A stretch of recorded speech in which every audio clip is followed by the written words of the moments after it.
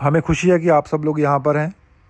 हम कुछ चीज़ें देखेंगे आज, और लेकिन सबसे पहले ये देखेंगे एक चीज़ जब मैं भारत में था तब मेरे साथ हुई, और मैं जानता हूँ कि जब मैं बोलूँगा तो कुछ लोगों को वो समझ नहीं आएगा या उनको पसंद नहीं आएगा। और जो मैं कहने जा रहा हूँ, जो मैं आपको बताने जा रहा हूँ, देखिए ये मैं आपके ऊपर कुछ थोपना नहीं चाहता। देखिए जो मैं कहना चाहता हूँ उसको आप ध्यान से समझिएगा, नहीं तो जो परमेश्वर कहना चाहता है आप उसको मिस कर जाएंगे। जो मैं कहने जा रहा हूँ वो मैं आप लोगों के ऊपर थोप नहीं रहा हूँ, उसको ध्यान दीजिएगा। पर मैं आपको बताने की कोशिश कर रहा हूँ कि जो मेरे साथ हुआ जब मैं भारत में था। आपको मैंने वो कहानी तो बताई थी अपनी घड़ी के विषय में जो हुआ था, पर उस वो घड़ी का जो मेरे साथ चमत्कार हुआ था उसके कुछ दिनों पहले की बात है। मुझे एक सपना आया था, और जब मैं आपको बताऊंगा आप में से कुछ ये भी सोचेंगे कि तुम हमें ये क्यों बता रहे हो। और उस अद्भुत चमत्कार से कुछ दिन पहले की बात है। वो मुझे सपना आया और उसने मुझे हैरान भी कर दिया। मैं उसकी उम्मीद नहीं कर रहा था, और वो जो मुझे स्वप्न आया था उसमें जो मैंने देखा, उसमें परमेश्वर ने जो नाइकी है, जो ब्रांड है वो कपड़ों का नाइकी, उसकी तुलना ईरान से की। और क्या आपको बात मालूम है कि कितने ज़्यादा नाइकी के ब्रांड के कपड़े या चीज़ें मेरे पास हैं? जी हाँ, वो बहुत हैं। आपको मालूम है बेका जहाँ काम करती है वहाँ पे नाइकी का बहुत सारा स्टफ़ है, और उसने भी मुझे वहाँ से बहुत सारी महंगी महंगी चीज़ें ला के दी हैं।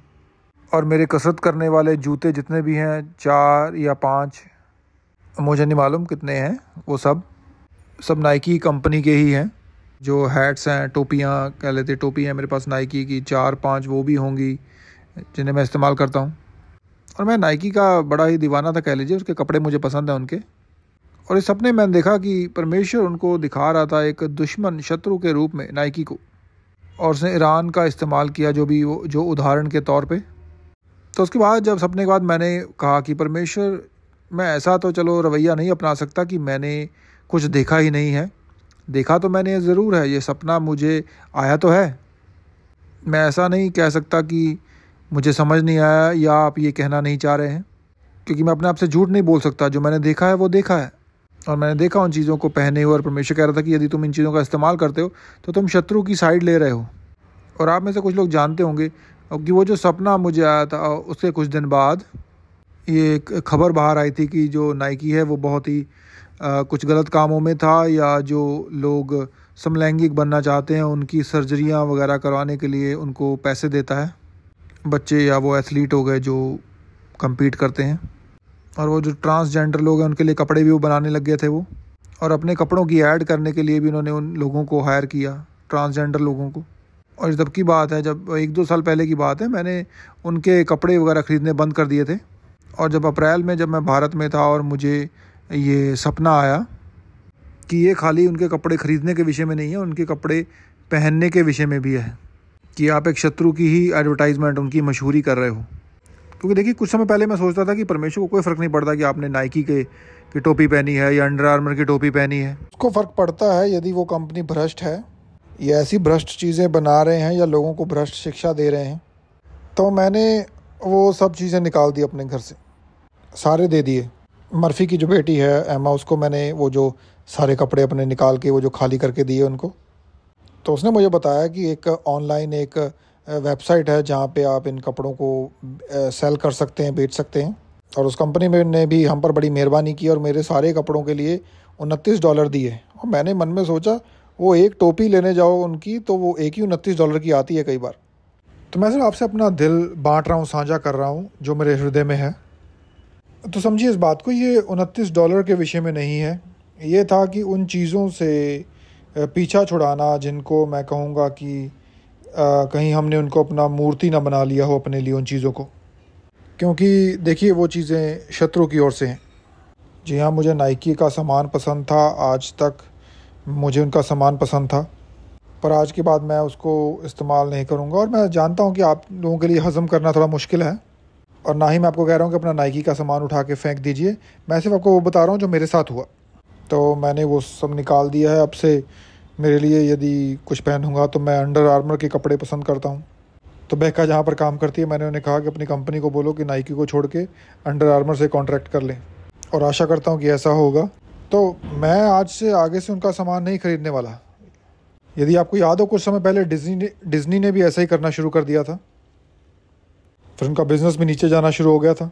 और यदि आप देखेंगे कि ऐसा ही होता है, जो लोग इन चीज़ों के पीछे दुष्टता को प्रमोट कर रहे हैं, ये जो कंपनियां, और धीरे धीरे फिर नुकसान उठाते हैं अपने बिज़नेस में जब लोग उनका बहिष्कार करना शुरू करते हैं। ऐसी कंपनियां जो खुलेआम जो उन चीज़ों को प्रमोट कर रही थी जो परमेश्वर के वचन के ख़िलाफ़ हैं, और लगभग उनका दिवाला निकलने वाला था, जिसमें से डिज़नी एक है। और मैंने डिज़नी का कोई प्रोडक्ट नहीं ख़रीदा उसके बाद। तो मैंने सिर्फ आपको बताया है, बाकी परमेश्वर आपको समझाए या आप खुद परमेश्वर से पूछें। तो मैं चाहता था कि मैं सिर्फ आपके साथ बांटूं इस चीज़ को, कम से कम जो परमेश्वर ने मुझे दिखाया, कि नाइकी का अगर एडवर्टाइजमेंट कर रहे हैं आप, उसका विज्ञापन कर रहे हैं, तो आप शत्रु का विज्ञापन कर रहे हैं। और जब मुझे ये सपना आया था, मुझे नहीं मालूम था, पर उसके कुछ दिन बाद मैंने पाया कि नाइकी वाले जो थे वो ट्रांसजेंडर की पढ़ाई के लिए लोगों को पैसा दे रहे थे, जवान लोगों के ऊपर जो एक्सपेरिमेंट करते हैं। एक आयत याद आई है कि जिसमें लिखा है कि राज्य राज्य के लोगों के ऊपर अंधियारा और लोगों के ऊपर घोर अंधियारा। तो ये मेरे हृदय में था, मैंने आपको बताया। यदि आप आएंगे यहाँ पे नाइकी के कपड़े पहन के, मैं आपको कुछ नहीं बोलूँगा, आप पहन सकते हैं जितना आपको पहनना है। मैंने सिर्फ आपको वो बताया जो परमेश्वर ने मुझे दिखाया या मुझसे बात हुई। आप उस पर विश्वास करते हैं या नहीं करते हैं, मुझसे कोई फ़र्क नहीं पड़ता। जो मेरे हृदय में था मैंने आपको बता दिया। मैं वो करूँगा जिस पे मैं विश्वास करता हूँ, जिसने मुझे बताया। और जब मुझे सपना आया था, मैंने स्टीव को बताया था कि मुझे एक सपना आया है तो बहुत ही वो समझने में आसान, कि उसमें नाइकी की तुलना ईरान से की गई उस सपने में। देखिए, परमेश्वर यदि आपको कुछ दिखाता है तो वो ऐसे दिखाता है ताकि आप उसको समझ पाएँ। उसने मुझे शत्रु के रूप में ईरान दिखाया, क्योंकि मैं ईरान को शत्रु समझता हूँ। और जो मैं आपको बता रहा हूँ कि जो होने वाला है, जो मैं आपको बताता हूँ चीज़ें, तो सपने में ईरान को शत्रु के रूप में दिखाना, वो मेरे लिए समझना बहुत ही आसान था। तो जब मैंने स्टीव को बताया, उसने कहा कि क्या तुम्हें नहीं मालूम कि वो सारा ये जो नाइकी वाले इन चीज़ों को स्पॉन्सर कर रहे हैं, ट्रांसजेंडर लोगों को, स्टडीज़ को, उनके कपड़े बना रहे हैं, उनको ले रहे हैं अपने एडवर्टाइजमेंट में। और उसने कहा मैं तो नाइकी के कपड़े ख़रीदता भी नहीं हूँ। तो मैंने कहा मैं भी नहीं ख़रीदने वाला। और परमेश्वर को भी मालूम था कि ना ही मैं ख़रीद रहा था, ना ही मैंने ख़रीदे थे भी है। पर मुझे परमेश्वर ने दिखाया सपने में कि जब हम उनकी कैप पहनते हैं तो कैसे हम उनका विज्ञापन करते हैं बिना जाने हुए। तो आप अपने पास्टर को भी नहीं देखने वाले नाइकी की कैप या उसके कोई कपड़े पहने हुए, जब तक कि वो माफ़ी नहीं मांग लेते या अपने कामों से मन नहीं फिरा लेते। तो मेरे लिए आपको नाइकी का कोई सामान ख़रीदने की ज़रूरत नहीं है। अपने पैसे मत ख़राब कीजिएगा। अंडर आर्मर, यदि आप अंडर आर्मर ख़रीदना चाहते हैं तो ख़रीद सकते हैं, मुझे उससे कोई समस्या नहीं है। तो ये पहली चीज़ थी जो मैं आपसे बांटना चाहता था। और दूसरी बात ये थी कि आपने सभी ने देखा होगा न्यूज़ में कि प्रेसिडेंट ट्रंप ने जो मिडल ईस्ट के दौरे पर गए थे वो, और जो मैंने आपको पहले 1 हफ़्ते या 2 हफ़्ते पहले आपको बताया भी था उसके विषय में, कि उन्होंने जाके यूएई में मिले नेताओं से, कतार में मिले, वो यूएई में भी गए थे। और उनका वो दौरा जो पॉलिटिकल था, राजनीतिक दौरा, बहुत सफल रहा। और उसकी वजह से ईरान बहुत ही नाराज़ है।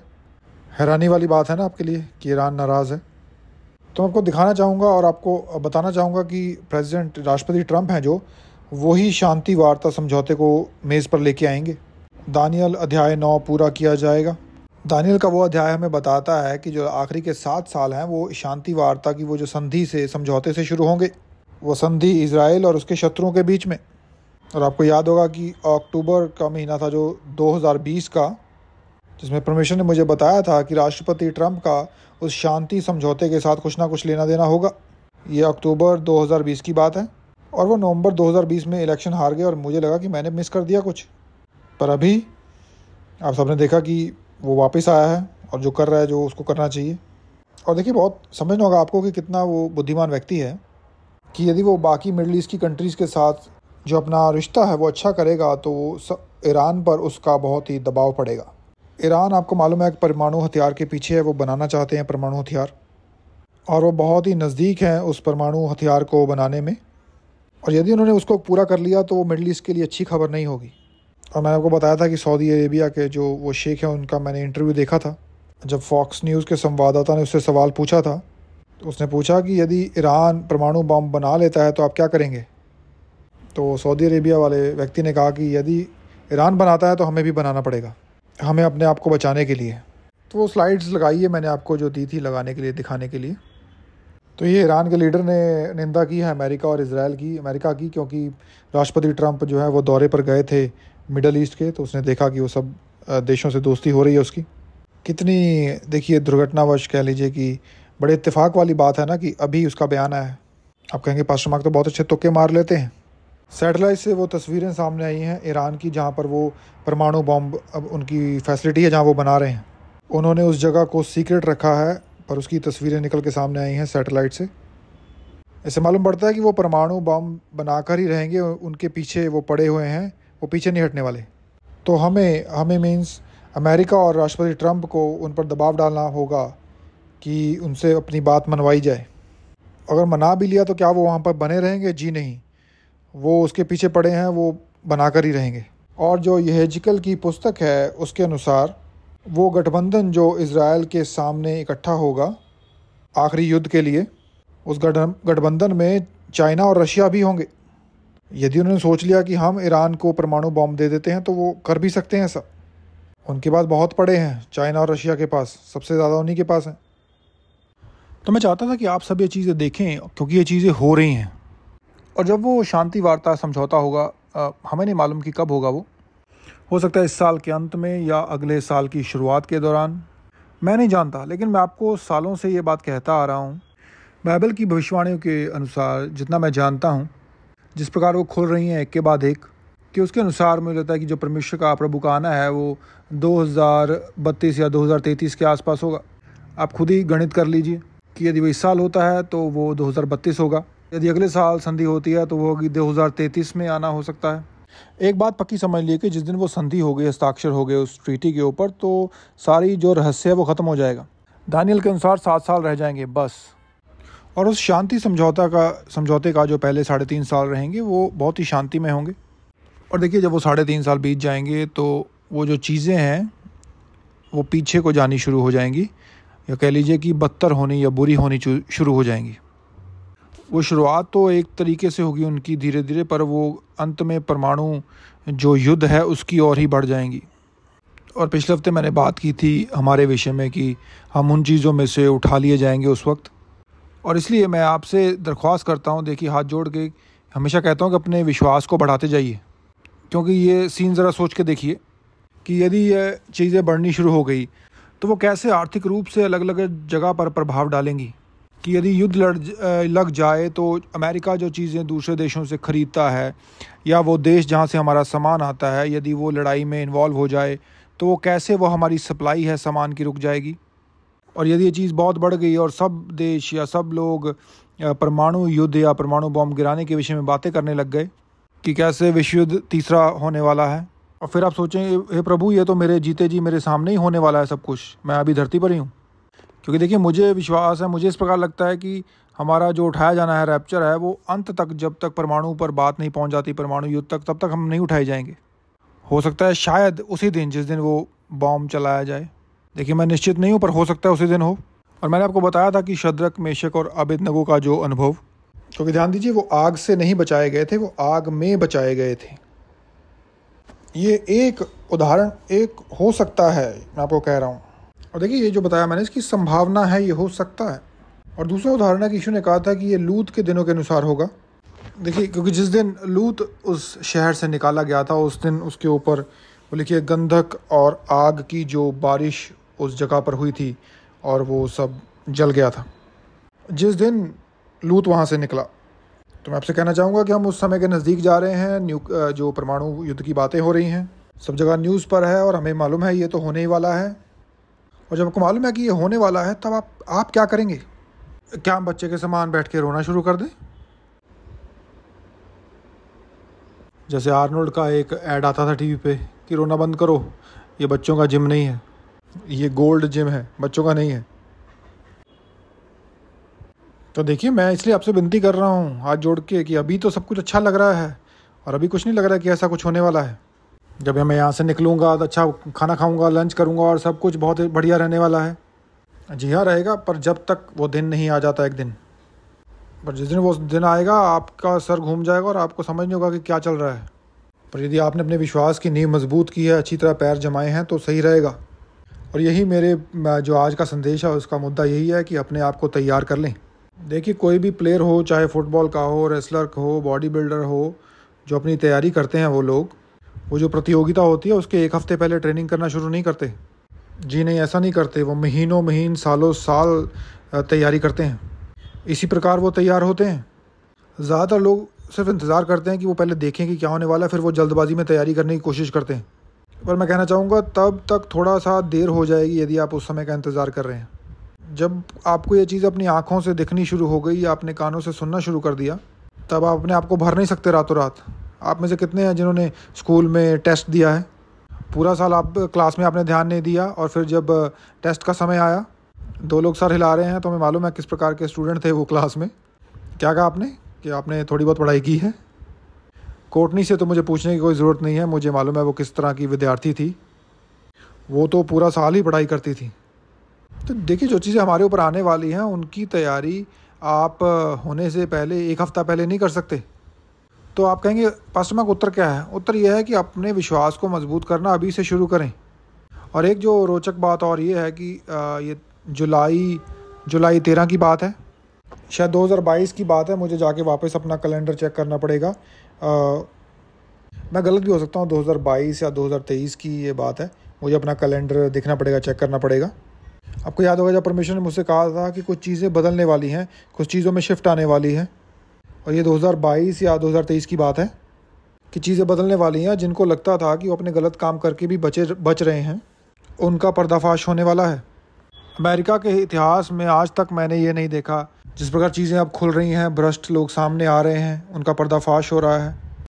जबकि इलोन मस्क और उसकी टीम ने आके चीज़ों की जांच करना शुरू किया है कि हमारे टैक्स डॉलर जो हम दे रहे हैं उनका कैसे गलत इस्तेमाल किया जा रहा है। आप में से देखिए कितने लोग हैं जो मेहनत करते हैं अपने पैसे के लिए। हमारा टैक्स का पैसा ऐसी ऐसी जगह पर खर्च हो रहा है और हमें अमेरिका की पब्लिक को बताया भी नहीं जा रहा है। उसमें उन्होंने पाया भी है कि ट्रेजरी डिपार्टमेंट ने $1 ट्रिलियन का जो खर्चा है, जिसका उन्हें मालूम भी नहीं कि वो कहाँ गया है। 1 ट्रिलियन है या 1.2 है, कुछ इतना ही है इसके आसपास, और उनको मालूम भी नहीं है। वो उसको ट्रेस नहीं कर पा रहे हैं, ढूंढ भी नहीं पा रहे हैं कि वो पैसा किधर गया है। वो भी उसकी खोज कर रहे हैं, उसकी जांच चल रही है। और 1.2 ये मिलियन और बिलियन की बात नहीं हो रही, ट्रिलियन की बात हो रही है। $1 ट्रिलियन जिसका कुछ पता नहीं किधर गया। ये सब सुन के तो देखिए मन में ही आता है कि जितना कम टैक्स मैं दूँ उतना ही भला है, क्योंकि फ़ायदा तो कुछ नहीं है। और देखिए, आपको उतना ही टैक्स देना चाहिए जितना आपको लीगल बाउंड है देने के लिए, जितना आपको देना है। ज़्यादा देने की ज़रूरत नहीं है। अच्छे नागरिक होने के नाते कई बार हम होते हैं कि ज़्यादा दें, पर आपको ज़रूरत नहीं, क्योंकि वो उसका सही इस्तेमाल नहीं कर रहे हैं। तो वही दें जो आपको कानूनी तौर पर देना है। तो वो जो वचन प्रभु ने दिया था, अभी आप देख रहे हैं कि वो चीज़ें पूरी हो रही हैं, अभी वो चीज़ें खुल रही हैं। तो इसलिए जो बाकी चीज़ें मैंने आपको बताई हैं वो भी पूरी होंगी, उनको भूलिए मत। हो सकता है और 2 साल बीत जाए उनको पूरा होते होते, लेकिन वो होंगी और ये चीज़ें होके रहेंगी। अपनी अपनी तैयारी कर लीजिए।